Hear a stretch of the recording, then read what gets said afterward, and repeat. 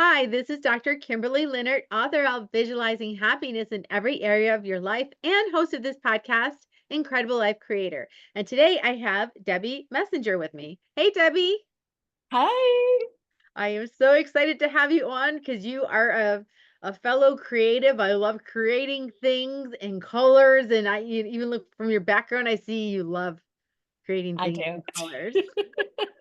So this is going to be a I'm great excited to be interview. here. Thank you. So, yeah, but just so people can know you, I'm going to just read your short bio. Okay. So, Debbie Messenger is a novice podcaster and the host of Eat, Play, Laugh with Debbie Messenger podcast. Prior to launching her podcast, Debbie unleashed her creativity by performing in local theater, teaching primary age children, and producing a culinary art in her homemade taste great kitchen. A proud graduate of Columbia College of MO, where she attained a BS degree in psychology. She is currently exploring a new entrepreneurial adventure of assisting podcasters in overcoming their failure to launch. She's also an aspiring TEDx speaker and YouTuber. In the meantime, she is accepting gigs that allow her to speak on overcoming limiting beliefs and fixed mindset challenges. All right. Well, I know that you didn't just start as a YouTuber. You're new at this, you're new at some of this. Yeah. So tell us your story. How did you start out? Yeah. Well, so it was a little bit of a journey getting to this point. But basically, in the summer of 2021, when our first child graduated from high school, I realized I had been pouring everything into my kids, and now I'm about to be an empty nester because our second and last child was just 3 years away from graduating himself. So you start the like, oh my gosh, what am I going to do now? Because my whole life I was a mom, and so I started taking some business classes, and actually did Kathy Heller's Made to Do This. And then that's where I found podcasting. Hadn't even heard of podcast before June of 2021, right? I didn't know, had no clue what that was. But when I was doing that course and there was a module on podcasting, I was like, oh, I like this. And I've always been like a creative, in high school and college, I was in theater. Like I said in my bio, I do local theater. I played Mammakati when I was 48, in our little local theater here from Blythe Spirit. And yeah, I just always have like that creative side, the art, and I love cooking. I've always been like a home chef. And so started this homemade great taste kitchen thing with her too, because it was right after COVID, and just all the things, trying to figure out what is my life going to look like now that my kids are like pretty much going to be out of it, like I'm still a mom, but I'm not going to be needed. So Exactly. that's what got me going. And then from the podcast, I ended up becoming a coach, a launch coach for Casa Media for a year or so. But I still was like, this isn't it for me. Like I just knew like there's still something more. And so I'm really excited to say that last month in June, I launched my YouTube channel. So it's Sparkle Arts Studios. And basically it's for the littles, because my heart is for primary age children. And but I didn't want to just focus on the art, like the studio art aspect.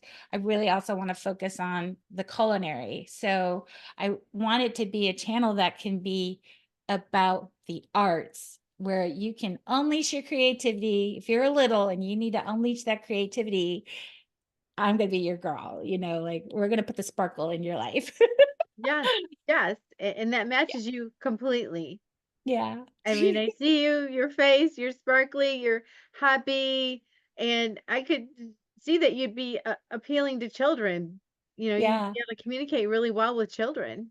I always tease that I want to be like I don't know if you've ever heard of Magic School Bus, but I always tease that I want to be like Miss Frizzle, Uh-huh. So, like, even when I teach kindergarten, everybody, like, I had this one little girl, she's going to be in my kindergarten class this year. And her mom was like, "Do you have a few minutes? Because she would really like to meet you." I felt like a celebrity. I was like, "Oh Aw. my gosh, of course."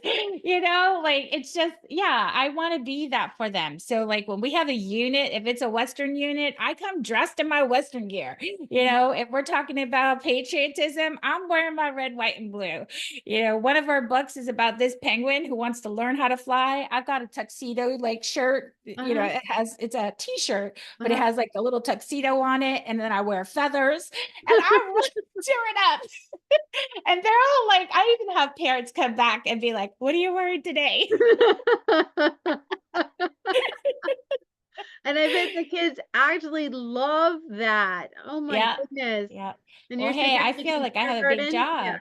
Yeah, because I'm kindergarten and I'm the foundation. It's Uh-huh. like if they don't like school from the gate, right? They've got 11 more years of this. Mhm. And so if I feel like I need to set them up for success and I need to set them up where they're going to find joy in going to school, right? Like I have to have joy doing my job. Like that's important to me. I love what I do.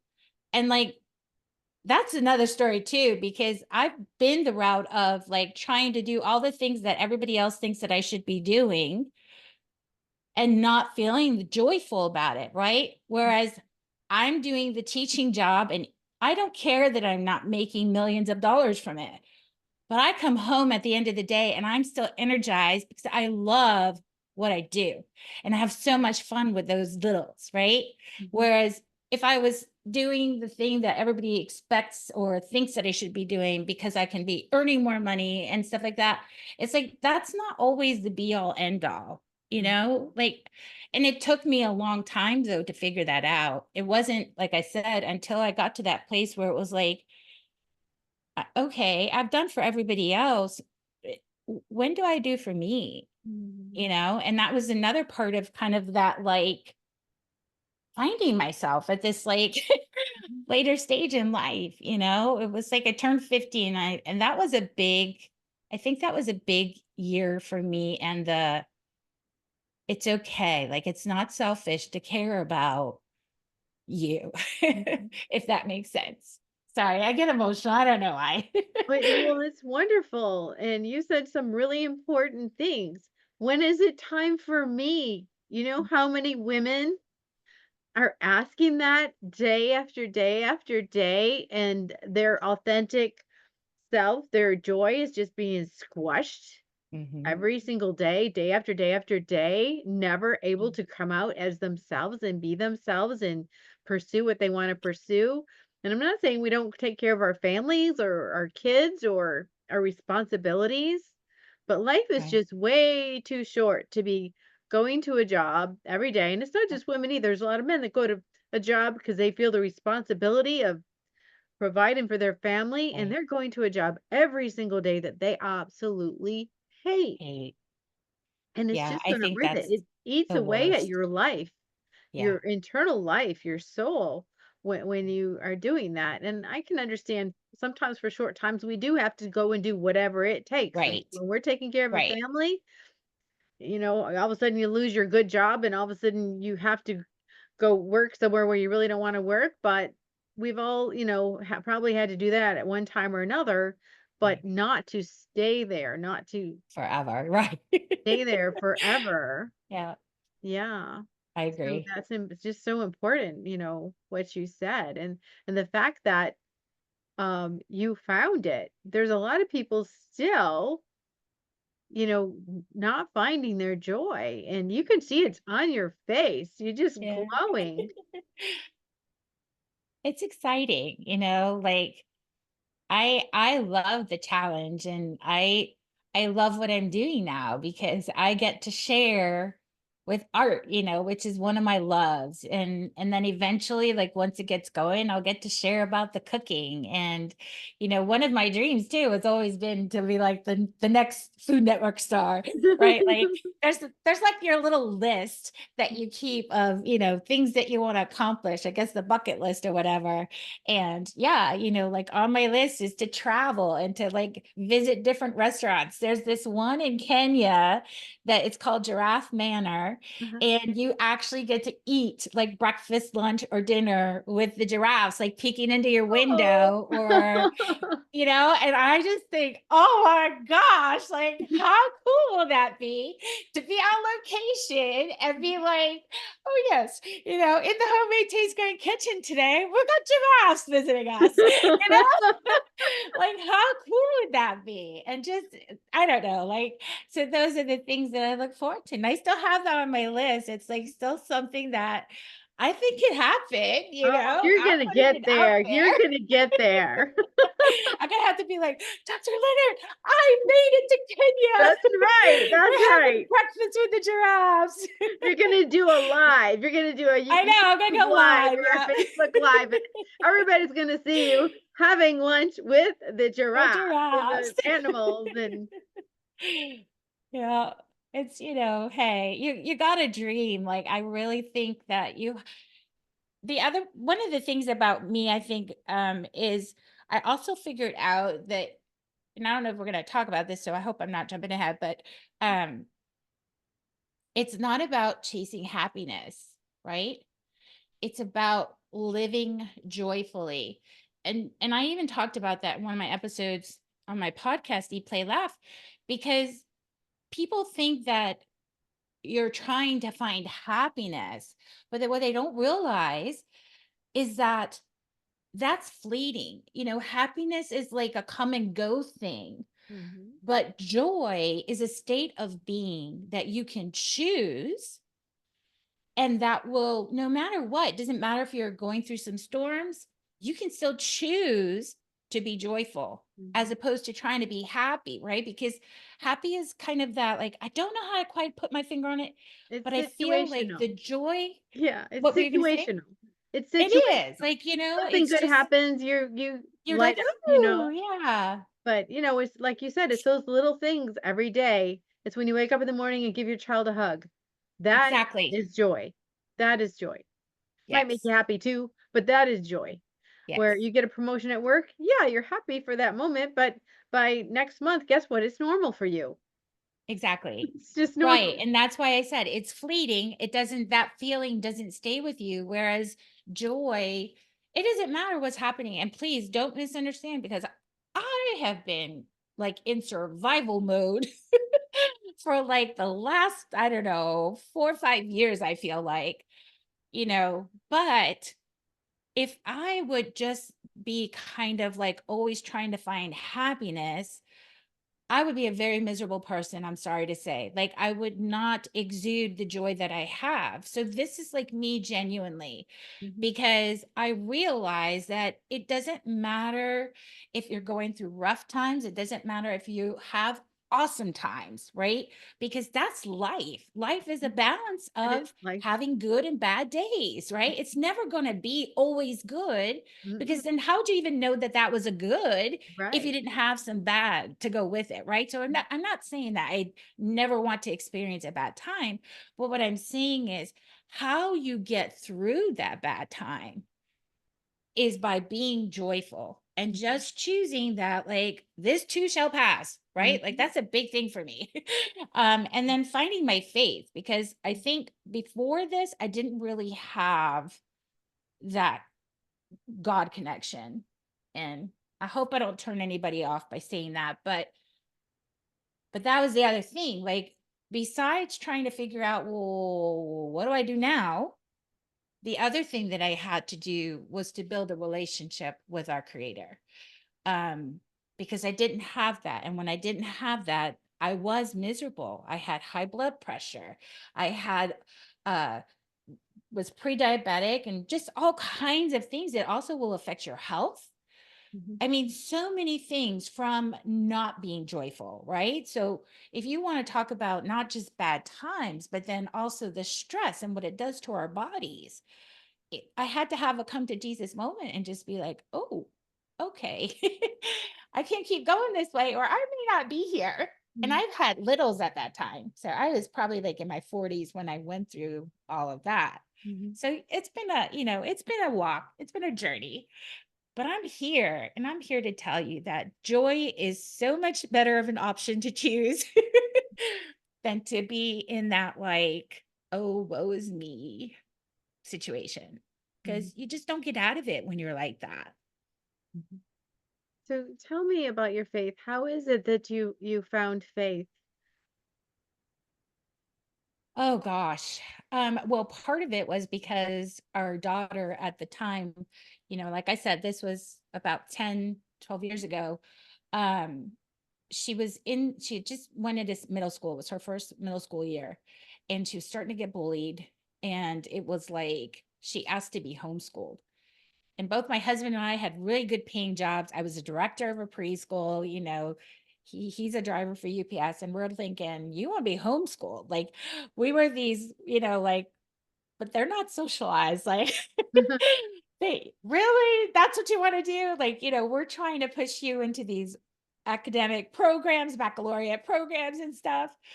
And so we ended up meeting up with friends who had the year before um transitioned into homeschooling, but they did like a hybrid. And we ran into them, and then I was like, oh, so maybe this is something we're supposed to do. Like, just little things kept happening, and more just kind of confirming that maybe this is the way we should go with the homeschooling thing. And then we ended up joining Circle Christian School, and that's the school that I work for now. But they do a hybrid, like, university model. And so you go to campus a couple of days a week, and then the other days you're at home. Like, you start in the classroom and then you continue the lessons in your homeschool curriculum. But one of the things is they require you to, like, attend church, and, like, you have to sign a contract or covenant that you are going to walk in faith and that you're going to, lead a Christian life and stuff like that, which we were doing, but we weren't like attending regularly. We would go here and there type thing. And then there was also, like, every year, no matter what, you had to do a Bible study, some type of for a credit on their transcript and stuff. And so between having to implement that Bible study, and then having to go to church on a regular basis, and now, walking the walk and not just talking the talk, the relationship with him just started to grow. And thank God it did, because, like I said, a big trial came. And I don't know that I would have gone through it if it wasn't for my faith. But Mhm. that's even today. Like, I wake up and I know, like I know, our time in this world is short, but my time after this world is an eternity. And more than anything else, I found comfort in knowing that even though it may not be going great for me here, it's going to be great there. Mhm. And that's it. But you have to find that. You have to come to that moment. Mhm. No matter, like, somebody trying to uh what do they call it, when disciple me? Uh-huh. That wouldn't have worked. It wouldn't have worked because I wasn't there, right? Mhm. And I will share my faith if I feel comfortable enough to do so. But again, like, I feel that everybody has to come to that point on their own. Um and then I have gotten myself into some study groups and stuff like that, and that really, I think, also your circle, right? So they always say you're like the five people that you surround yourself with. So I've also changed that too. Like, I make sure that I have a circle of friends who are believers, right? Doesn't mean that they're all going to church every Sunday or whatever, because it's more than that. Like, I find people that want to have a relationship with him, you know? And so I'm making sure that my circle of people are also people who have dreams and goals. Like, they want to go somewhere because this isn't it. Like, we're meant for more. Like, you just got to do more. And it's not about more money, more things. That's not what I'm talking about. I mean, like, more as far as serving others, Mhm. right? So when our children were younger, it was really important to me. We would go and cook for the homeless, and we would feed them, and we would sit with them and, read through the Bible and stuff. That was important for me to share that with them because I didn't have that, right? Growing up, we didn't do that. Um, and then just however we can serve in our community, that was important too. And that was another thing from homeschool because prior to that, we weren't doing those things. We were not serving our community. We were not serving others. I mean, we weren't bad people, but I'm just saying, like, we weren't giving people, we weren't being generous of our time or sharing our gifts. Our daughter learned to play the piano, and she would go and play the piano for in the assisted living homes, things like that. Or our son, helps the neighbors. He takes out their trash, or he'll bring up their trash can after it's done. It's those little things, but you have to start dropping that into them while they're little, right? And Mhm. it's not that my parents, please don't misunderstand. Like, they were great parents and they did the best, but I feel like each generation also needs to do better. And Mhm. so that's what I tried with my kids. And I'm sorry, did I answer your question? Yeah. You're I doing can great. That's talk, why I just so let you'll you just keep have to going. interject, okay? I Just to mean, say, Deb, give me I the sign. I'm agreeing with everything. Yes, we need to do more and we need to serve people. We need to use our gifts. That's what this whole podcast is about. It's I about love finding it. your purpose and Yep. your passion and living it and, going deep, mastering it, becoming Yeah. really good at what you do so that you can Yes. share those beautiful gifts with other people. And, Yes, that's absolutely. exactly what this is about. So I was like, you were just preach it, I sister. know. I'm like, you Keep gotta tell me. Give me the going. sign. So, yeah, no, I didn't need to ask because you were just saying just all the right things, just the perfect right things. Awesome. So I wanted to ask you a little bit more about your YouTube channel because I found it. I looked at a few of the episodes. I found it delightful. So, kind Oh, of tell people what thanks. what kind of things you have on there. Well, like I said, it's right now we're going to be doing studio art projects. And it is mainly for like homeschooling families because I do find that in the homeschool community, art is one of those, like, nobody really wants to tackle that because they might feel like, well, I'm not really an art teacher, or, I don't have those like artistic abilities and stuff like that. And I'm here to tell you, just like in Ratatouille, anyone can cook, anyone can do art. You just need the guides. That's all. And so that's what I try to do with the channel, is to be that guide for them, and it's going to be set up in a way where either parents can watch the videos first and then implement them. I'll do like a full lesson plan. We have Bible verses included in there, resources for them, because there are other, like, I'm not a tech savvy person. I'm an artist. So, I can teach you art projects and stuff like that, but I may not have like the resources for you, but I know where to get them because I'm a researcher too. Mhm. So it's that kind of thing. I show you where to get resources, and I show you how to do the art projects. And then, or if you're a parent that's just like, I don't want to be hands on. I just want my child to have a place where they can go that's safe, with Christian values behind it, and watch the video, then you can do that too. So I do where it's little tutorials, and that'll be coming up in one of my next videos. So I just uploaded how they can even get started, how to plan for the year. And then in the next one, we'll be getting ready to start doing some projects, and they'll have to like pause the video, Mhm. implement the steps, and then, resume the video. And at the end, they'll have like a finished product thing. So Oh, that's cool. going to be the start of it. And then eventually, once I get comfortable and, I understand how all this YouTube stuff works. Then I'm going to be sprinkling in some recipes, like live recipes and cooking in the kitchen, because I do have a little chef camp that I do live in the summers, because as a teacher, you got to keep working. Mhm. And so in the summers, I offer 4 weeks of little chef camp here in my homemade Taste Great kitchen. And we do like real cooking. So they learn how to plan a menu and they make 5 meals, over the week from scratch. Like we made pasta one year, Uh-huh. like an Italian grandma.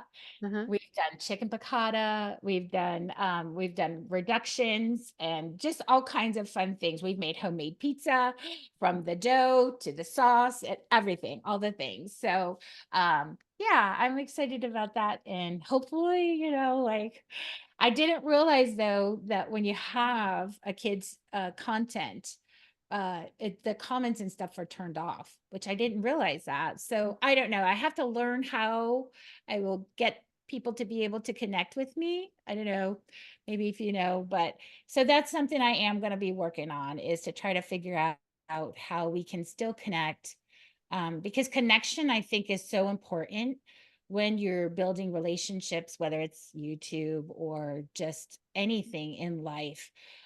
Being able to see you, to talk to you, right? To like feel it's got to feel like you're being embraced, right? Like I want them to feel the energy, and I want families to feel loved on, and I want families to feel like supported, and so for me, that being able to connect with them through the comments was going to be huge, but I don't know how we'll be able to do that. So that's something I'm still learning. Okay. Yeah. I'm when it comes to technical things, it's the more difficult piece also. So I was just Yeah, talking to a friend before I came on and she said, "Yeah, I'll just get those millennials. They'll fix it for you. they'll fix it for you. Just hire a millennial." I No love problem. it. I love it. Yeah. Well, if I find some tips, I'll share. I'm a sharer. Okay. Well, if people did want to find you, where would they find you? And what's are you what's are you just doing a YouTube channel or do you have services that you sell? At this time, I don't have services that I'm selling, but I do have an Instagram.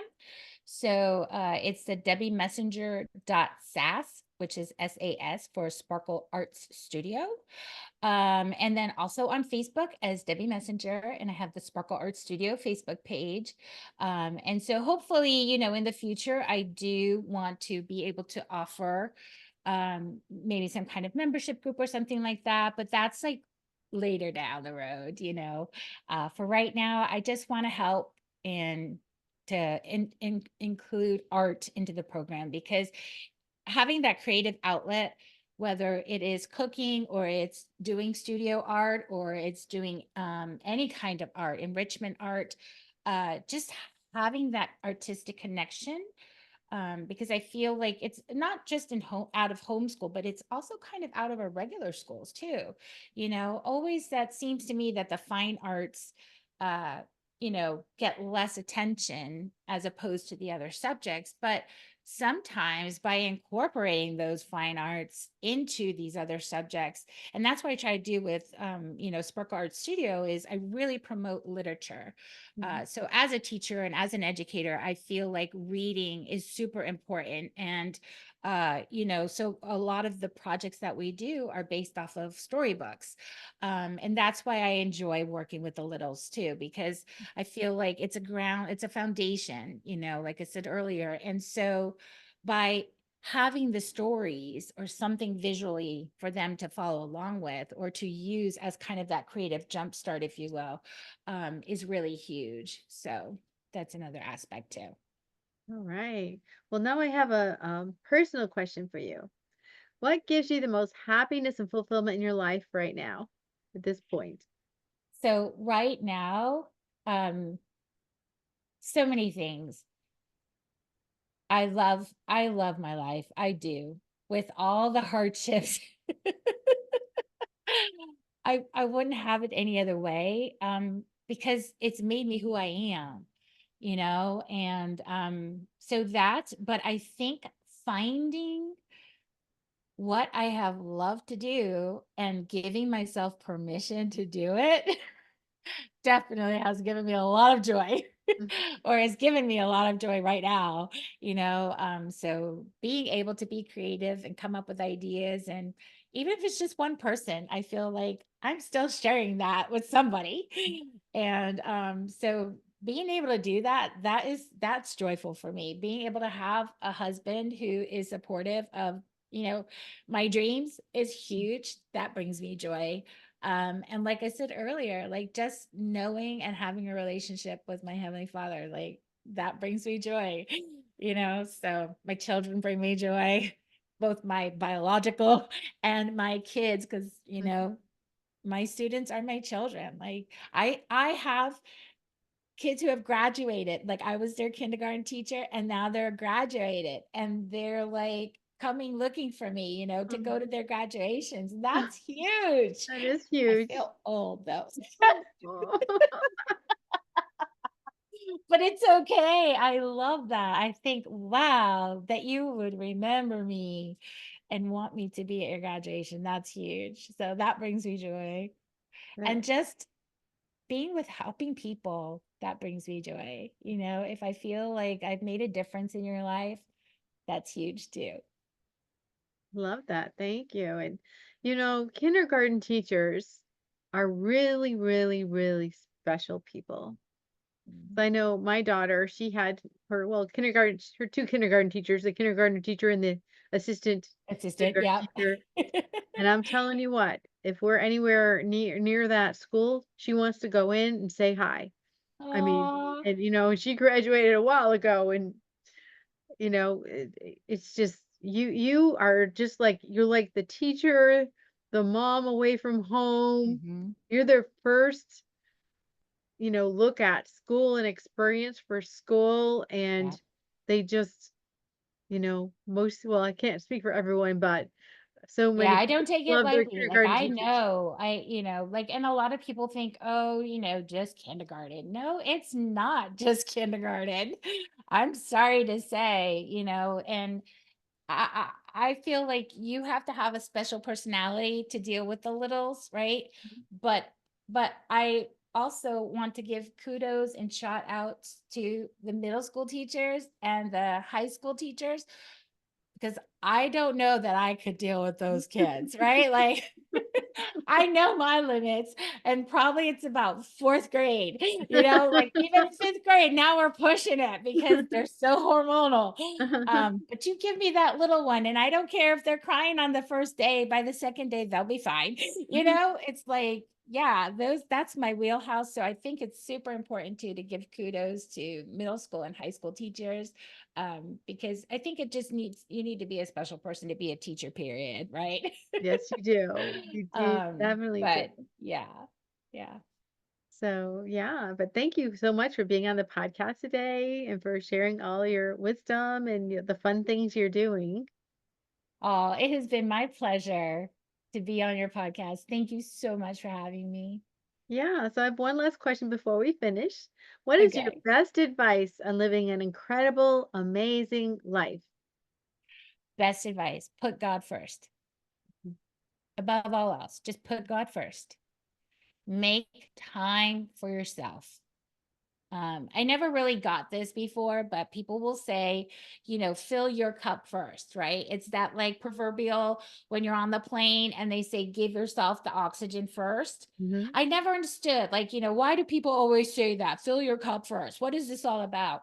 Well, it's true because if you don't fill yourself up first, how can you give from the overflow? Mhm. And if you're not filled up, how can you then fill somebody else up, right? Or how can you then be good for someone else? So you've got to, and I used to think like I felt guilty about taking care of me first. I used to think that's selfish, right? But it's not. And so as a female, I don't know if men feel this or experience this or not, but I can tell you certainly as a female, and then as a wife, as a mother, as a friend, as a sister, as a daughter, you tend to want to put everyone else before yourself. because you have that caregiving side to you, and you feel like that's what you're supposed to do. Mhm. Um, but because I had that like kind of crash in on me, a couple years ago, I realized, okay, like to the point where I had to have my gallbladder moved, and I had gallbladder surgery, and I had 8 gallstones, and I was in the hospital for 4 days, just all kinds of things. And you feel like it's like a wake up. It's like, hey, you've still got your family that you need to take care of, but you're not going to be able to do that if you can't take care of yourself. Mhm. Right. And so if I'm not here for them, then what good is it? You can't run yourself, down. So, yeah, definitely do not feel guilty about putting yourself first and taking care of yourself, because that's what you need to do so that you can take care of everybody else. So God first, take care of yourself. And then lastly, do the thing that brings you joy. um, don't try to be a people pleaser, because I am a recovering people pleaser. I definitely am. I did everything the way that I was supposed to, right? I'm a firstborn, so I think we're the ones that are most obedient. We toe the line. We don't want to get in trouble. Mhm. But I really think that, it was always hard for me to like stand up for myself and say, I don't want to do that. I want to do this, I want to be a teacher. And I didn't become a teacher until I was in my 30s. That's what I started off trying to be. Mhm. But, well, teachers don't earn enough, and you're not going to be able to survive, and you're not going to make a living. Da, da, da, da, da. You have to be able to take care of yourself. Okay. So I went another route and I did the other thing. But 15 years later, what did I end up doing? Becoming a teacher, because that's what I wanted to do. Right. So just if you know what you want, or if you know your desires, whatever the gifts are in your heart, right? What are your hobbies? What are your passions? What are the things that you do for free, right?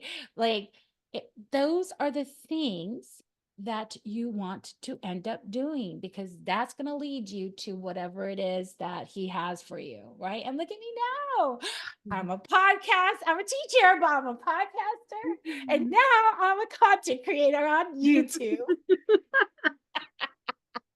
And that brings me so much joy. I love it. Oh my gosh, let's end on that excited, Okay. Yeah.